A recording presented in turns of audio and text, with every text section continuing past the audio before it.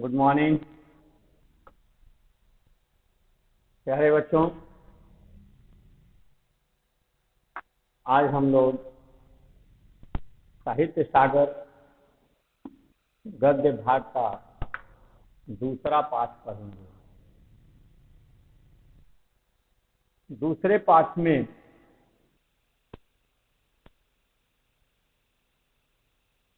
सियाराम शरण गुप्त जी कहानी लिखे हैं।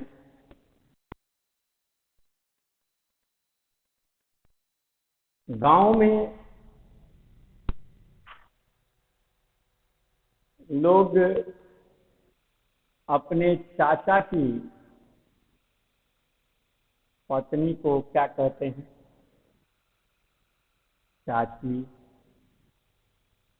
चाची, आंटी। कभी कभी लोगों के पुकारने पर बच्चों के अंदर आदत हो जाती है कि जो बड़े लोग पुकारते हैं वही बच्चे अपने माता पिता को भी पुकारते हैं।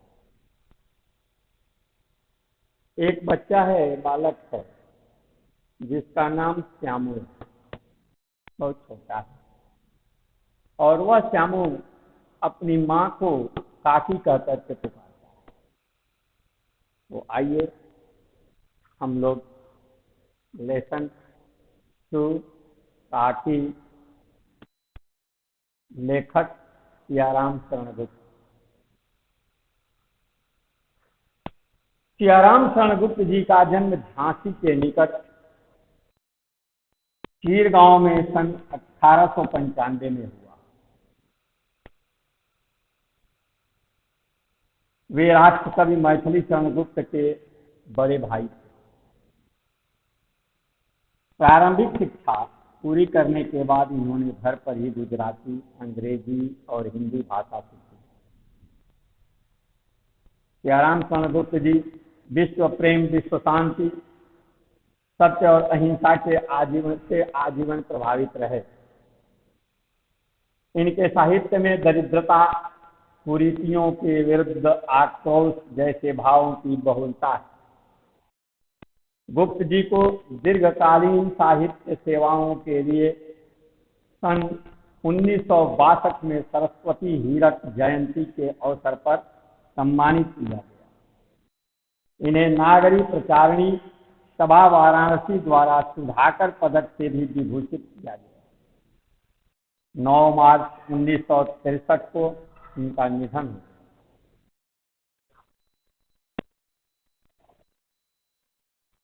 अनाथ, आर्द्रा, दुर्बादल, इनके काव्य खंड, मानुषी, कहानी संग्रह, पूर्ण पर्व, नाटक, अनुरूपा तथा अमृतपुत्र कविता संग्रह, नारी और गोद, उपन्यास तथा झूठ सच, निबंध संग्रह उल्लेखनीय है। गुप्त जी की भाषा सरल, सहज और व्यवहारिक। प्यारे काकी,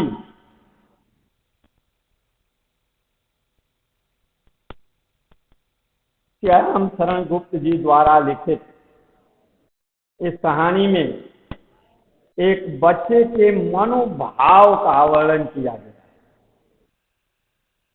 एक दिन श्यामू ने सुबह उठते ही देखा कि उसकी काकी पैर तक एक कपड़ा ओढ़े हुए लेटी हुई है और घर के सभी लोग चित्कार मार मार के रो रहे हैं। सबके आंखों से अश्रुजल टपक रहे हैं। वह अबोध बच्चा सबका रोना देख करके स्वयं वह फूट फूट के रो रहा। कुछ समय बाद गांव के बहुत लोग इकट्ठा हो जाते हैं और इकट्ठा होने के बाद उस काठी को कंधे पर लेकर के चल देते हैं। लड़का चिल्लाता है, नहीं नहीं, मेरी काकी को मत ले जाओ। कहाँ ले जा रहे हो? उसके मुख को क्यों ढके हुए हो? मेरी काकी को छोड़ दो, मेरी काकी को मेरे पास रहने दो। वह छोटा बच्चा करुण क्रंदन कर रहा है, लेकिन लोगों ने उस बच्चे को पकड़ लिया और काकी को लेकर शमशान चले गए। उनके दाह संस्कार हो गए। वह बालक रोता रहा। बुद्धिजीवियों ने उसे समझाने का बहुत प्रयास किया। वह बालक नहीं मानता। उसकी एक ही रट थी, मेरी काकी कहाँ गई, मेरी काकी को बुला दो। लेकिन काकी अब कब आने वाली थी? लोगों ने कहा तुम्हारी काकी तुम्हारे मामा के घर गई है, कुछ दिनों बाद आ जाएगी। लड़का चुप हो गया, लेकिन बात छुपती कैसे? लड़का अपने मित्रों के साथ खेल रहा था। बच्चों में चर्चा हो रही थी। श्यामू को अपने दोस्तों द्वारा यह जानकारी हुई कि काकी मामा के घर नहीं, काकी राम के घर चली गई है, अर्थात उनकी मृत्यु हो गई। श्यामू आया घर पर, बहुत उदास रहता था, चुपचाप बैठा रहता था, किसी से भी नहीं बोलता। उसको काकी बहुत याद आती। आए भी क्यों नहीं? माँ तो माँ होती है।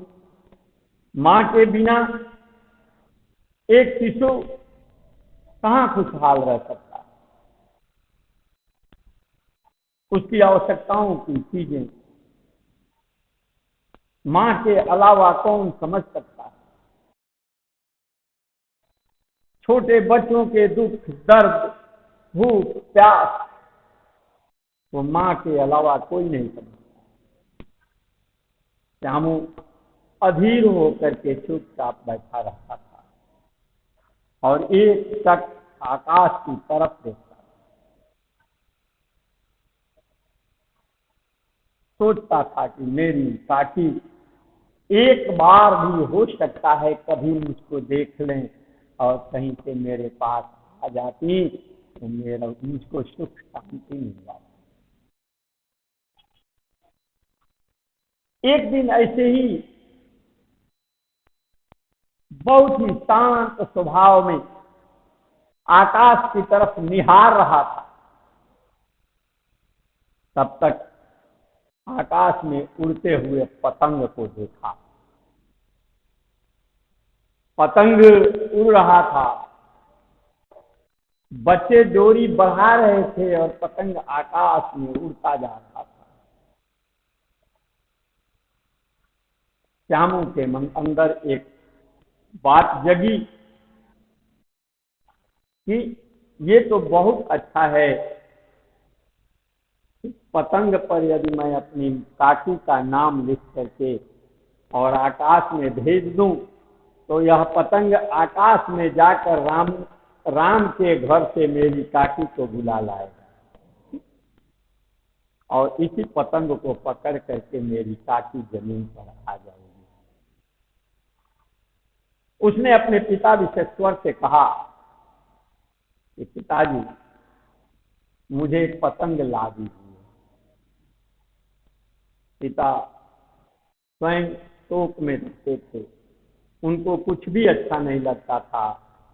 उन्होंने पतंग लाने से मना कर दिया, लेकिन बालहट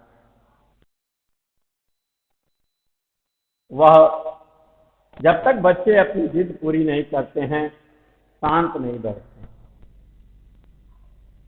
श्यामू ने अपनी काकी को बुलाने के लिए एक छोटा सा अपराध किया। अपने काका के कोट के पॉकेट से 4 आने पैसे निकालकर और उससे एक पतंग मंगाया और अपने दोस्त भोला के पास गया। भोला से कहा कि मित्र, इस पतंग की सहायता से मैं अपनी काकी को नीचे उतारना चाहता हूं, तुम मेरी मदद करो। भोला उससे थोड़ा सा बड़ा था। उसने कहा कि श्यामू, पतंग की डोरी बड़ी पतली है, जब इस डोरी में मोटी डोरी लग जाए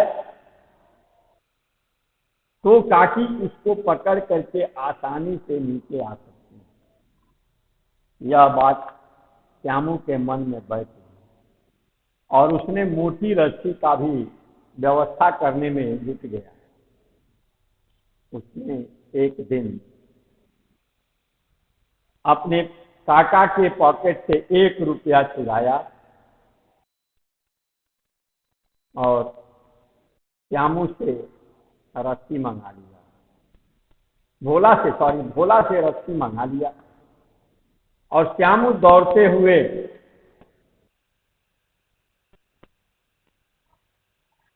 वह जवाहर भाई के पास गए और जाकर जवाहर भाई से कहे कि जवाहर भाई, आप इस पतंग के पीछे काकी लिख दीजिए, क्योंकि बहुत सारे लोग पतंग उड़ा रहे हैं, तो मेरी काकी को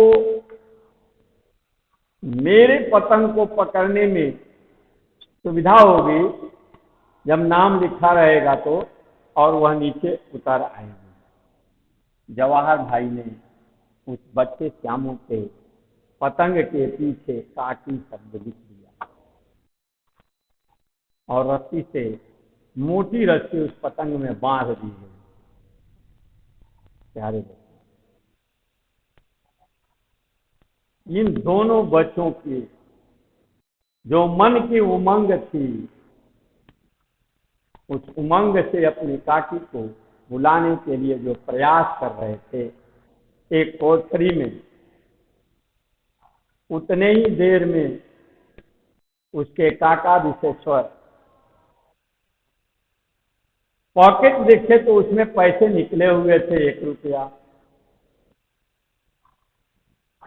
उनके दिमाग में हुआ कि आखिर मेरे पॉकेट का पैसा किसने निकाला। वह खोजते हुए श्यामू को चल दिए। श्यामू एक कोठरी में भोला के साथ पतंग की उड़ाने की तैयारी कर रहा था। तब तक पहुंचते हैं और कहते हैं, क्यों जी तुम यहाँ क्या कर रहे हो? मेरे पॉकेट का पैसा किसने चुराया? श्यामू अभी कुछ बोल ही पाता, अपने दर्द बयां कर ही पाता, उससे पहले काका ने उसके गाल पर थप्पड़ जड़ दिया। श्यामू छोटा बच्चा तिलमिलाकर गिर गया। विशेश्वर ने भोला से कहा, भोला, पैसा किसने चुराया और क्यों चुराया? भोला ने कहा कि माताश्री, पैसा श्यामू ने चुराया है और इसने उस पैसे का पतंग और डोरी मंगाया। मैंने पूछा, यह पतंग और डोरी से क्या होगा? उसने कहा,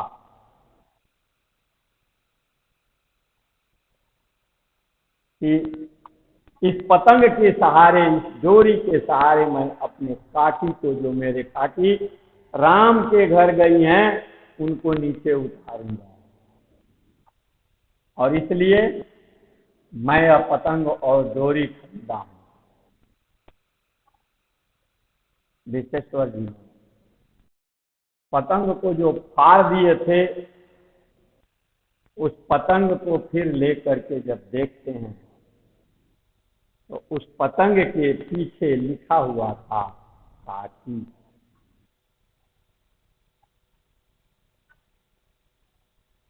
प्यारे बच्चों, यह काकी शब्द पढ़ करके विश्वेश्वर की आंखों में आंसू आ गए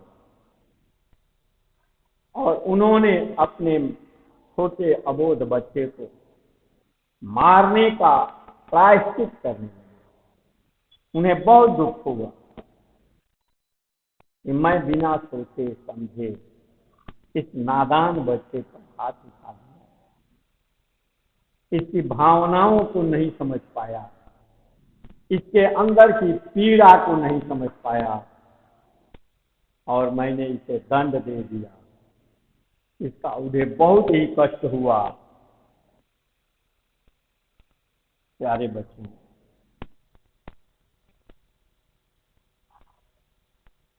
मां की पीड़ा को पुत्र ही जानता और पुत्र की पीड़ा को मां समझती है।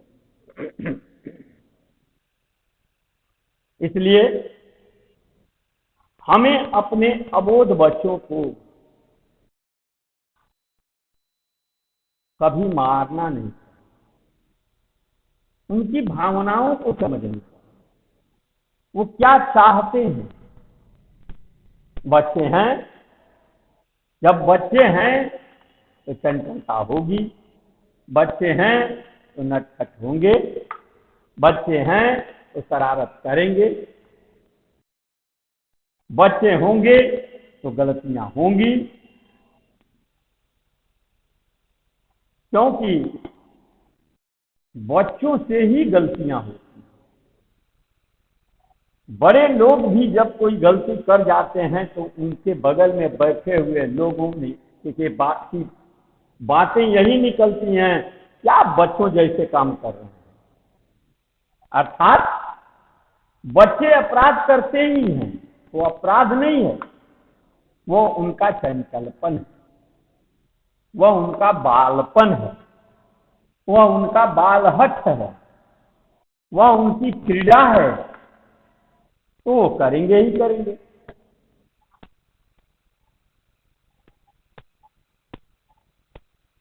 प्यारे बच्चों, इसीलिए बच्चे जब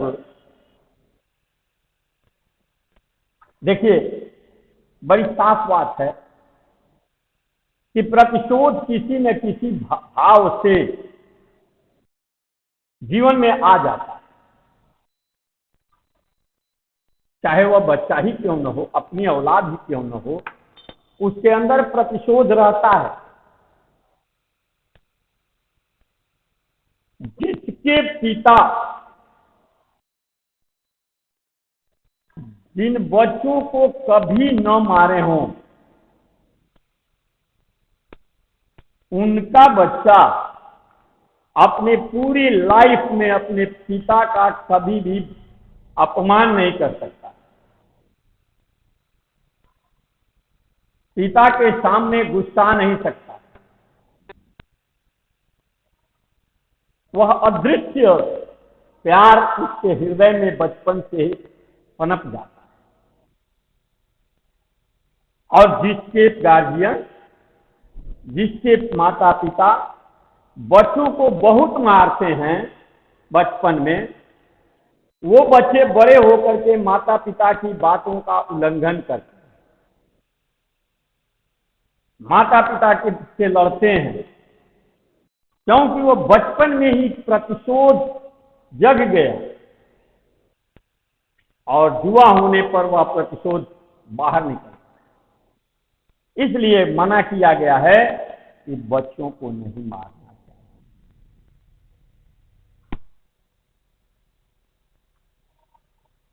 किसी न किसी भाव में प्रतिशोध तो होता है और उसका परिणाम सामने आता है, इसलिए हमें बच्चों को नहीं मारना। हर व्यक्ति बच्चा होता है, युवा होता है, वृद्ध होता है, और हर व्यक्ति मौत को प्राप्त करता है। तो हम सबको समझना चाहिए और बच्चों पर हाथ नहीं उठाना।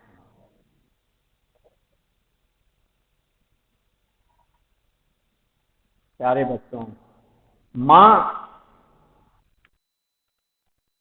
के प्रति बच्चे श्यामू का प्रेम इस कहानी में पतंग और डोरी से जोड़ करके लेखक ने इतना सुंदर लिखा है कि कितना भोला भाला श्यामू, कितना सुंदर बालक, उसकी कल्पना कितनी ऊंची है कि वह अपनी काठी को पतंग की सहारे राम के घर से नीचे उतारना, क्योंकि उसने सुना है। आप सभी लोग हैं, जब भी कोई व्यक्ति प्रश्न करता है राम कहाँ है, भगवान कहाँ है, तो अच्छे अच्छे लोग, पढ़े लिखे लोग, सर्वसाधारण मानव के मुख से यही निकलता है, या इशारे हो जाते हैं, आंखें उठ जाती हैं आकाश की तरफ कि भगवान उधर ही है। ऊपर वाला मतलब भगवान, भगवान रहते कहाँ हैं, तो ऊपर रहते हैं आकाश में। यह भाव है, भगवान तो आकाश में नहीं रहते, भगवान तो सब जगह हैं। हम में, तुम में, खगट खंभ में घट घट गाते राम। लेकिन अपने परिवार के सदस्यों द्वारा सुना हुआ श्यामू कि भगवान राम ऊपर रहते हैं, आकाश में रहते हैं, वह आकाश में से अपनी काठी को बुलाने का प्रयास करते हैं। प्यारे बच्चों,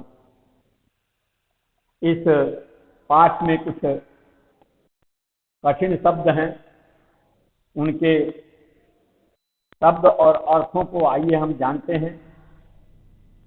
कोहराम, कोहराम मीन्स शोरगुल, व्यथित शोरगुल, जहां दुख भरा शोरगुल हो उसको कोहराम कहते हैं। भूमि शयन मीन्स जमीन पर सोया हुआ। करुण स्वर मीन्स दुखद आवाज। विलाप मीन्स रोना। अंतिम संस्कार मीन्स क्रिया कर्म, दाह संस्कार।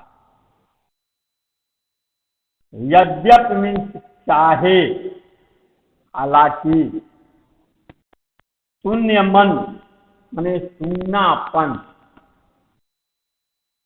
खिल उठा माने प्रसन्न हुआ, खुश हुआ। उत्कंठित माने उत्सुक। प्रफुल्ल माने प्रसन्न। अकस्मात मीन्स अचानक। उग्र क्रोधित। विघ्न बाधा, रुकावट। मुखबिर मीन्स खबर देने वाला, जासूस। हतबुद्धि माने हक्का बक्का, चौंक जाना। आइए कुछ परीक्षा उपयोगी प्रश्नों को देखें। प्रश्न है, किसके घर में क्या कोहराम मचा हुआ था? श्यामू क्यों शोक मग्न था? उत्तर होगा, श्यामू के घर में कोहराम मचा हुआ था क्योंकि श्यामू की मां का देहांत हो गया था। श्यामू की मां सिर से पैर तलक एक कपड़े में ओढ़ाए हुए जमीन पर लेटा दी गई थी और घर के सब लोग घेर कर विलाप कर रहे थे, रो रहे थे। इसलिए श्यामू को भी शोक मग्न होना पड़ा था। पतंग उड़ती देख श्यामू के मन में क्या विचार आया। पतंग उड़ती देखकर श्यामू के मन में विचार आया कि उसकी माँ भी ऊपर राम के यहाँ गई हैं, मैं पतंग को ऊपर भेजूंगा, इसको पकड़कर काकी नीचे उतर जाएगी। श्यामू ने भोला को पतंग मंगाने का क्या रहस्य बताया। श्यामू ने जब भोला को चवन्नी देकर उससे पतंग मंगवाई तो वह रहस्य भी बताया कि मैं इसे ऊपर राम के यहाँ भेजूंगा और मेरी माँ इसे पकड़ करके राम के घर से जमीन पर आ जाएगी। श्यामू को चिंता के मारे क्यों नींद नहीं आई। जब भोला ने श्यामू से कहा कि काकी को उतरने के लिए पतंग की डोरी मोटी होनी चाहिए, अब मोटी रस्सी लाने के लिए उसके पास पैसे नहीं है, घर का कोई आदमी इस काम के लिए पैसा देगा नहीं।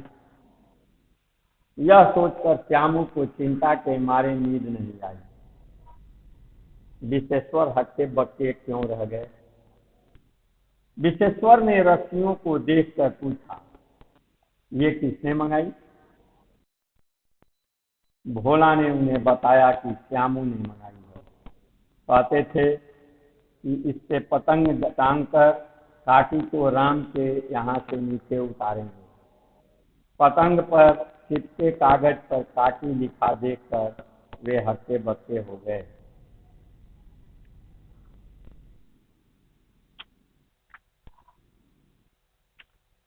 प्यारे बच्चों, कुछ छोटे छोटे प्रश्न आपकी बुक में दिए गए हैं, इसको भी आप अपनी पुस्तक का सहारा लेकर के अवश्य पूरा कर लेंगे। जैसे दो चार प्रश्न मैं बोल रहा हूँ। इन्होंने शब्द किसको संबोधित करने के लिए कहा गया है। इन्होंने भोला से क्या कहा। पतंग पर चिपके हुए कागज पर क्या लिखा हुआ था। विश्वेश्वर हतबुद्धि होकर क्यों वहीं खड़े रह गए। ये चार प्रश्न आपके सामने हैं। इन प्रश्नों का संक्षिप्त उत्तर आप अवश्य लिखेंगे और आपकी पुस्तक में दिए हुए अभ्यास पुस्तिका के प्रश्न, उनके उत्तर आप अवश्य लिख करके लाएंगे। इस तरह से हम लोगों ने साहित्य सागर गद्य भाग का 2 पाठ पढ़ लिया। पहला पाठ था बात अठन्नी की और दूसरा पाठ काकी। इन दोनों कहानियों को पढ़ करके अच्छा से हम सभी लोग समझे। इन कहानी पर आधारित जो प्रश्न अभ्यास पुस्तिका में दिए गए हैं उनको आप अवश्य पूरा करेंगे। फिर हम अगले दिन अगले पाठ के साथ अवश्य मिलेंगे। धन्यवाद।